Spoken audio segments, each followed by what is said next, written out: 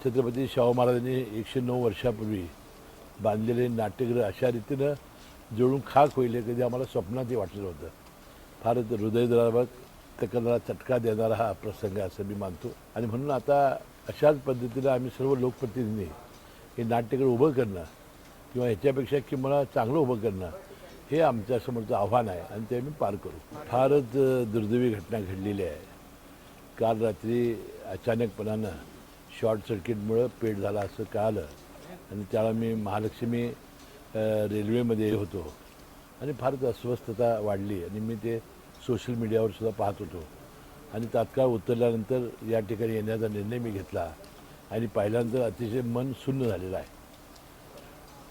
छत्रपती शाहू महाराजांनी 109 वर्षापूर्वी बांधलेले नाट्यगृह अशा रीतीनं जळून खाक होईल हे कधी आम्हाला स्वप्नातही वाटलं होतं. फारच हृदयद्रावक करणारा चटका देणारा हा प्रसंग असं मी मानतो.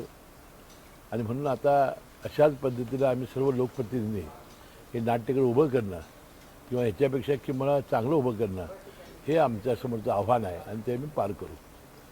त्याला काही दिवसापूर्वीच सध्याचे वित्तमंत्री आणि त्यावेळेचे सुद्धा वित्तमंत्री अजितदादा पवार यांनी 10 कोटी रुपयाचा निधी दिलेला होता. त्यानंतर याचं नूतनीकरण करण्यात आलं होतं. नंतर शाहू खासबाग मैदानाचं नूतनीकरणात करण्यात आलेलं होतं.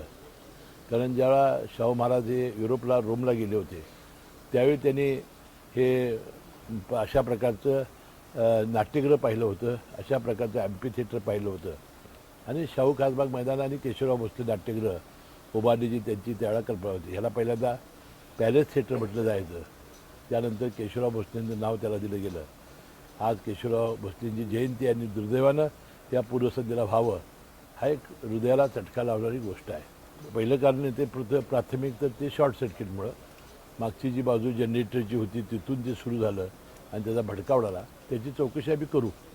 पण आता सगळ्यांना आपल्याला आव्हान आहे की आता योगायोगानं अजितदादा येता येतच पवार परवाशी तर त्यांच्यासमेत बैठक घेऊन याला एक निधी देणं चांगल्या पद्धतीचं आणि महानगरपालिकेला पुन्हा एकदा अशा प्रकारचं नाट्यगृह ह्याच्यावेळी चांगलं उभं करणं हेच आमच्या खऱ्या अर्थानं आमच्या सर्व लोकप्रतिनिधीची आणि शासनाची जबाबदारी असून मानतो.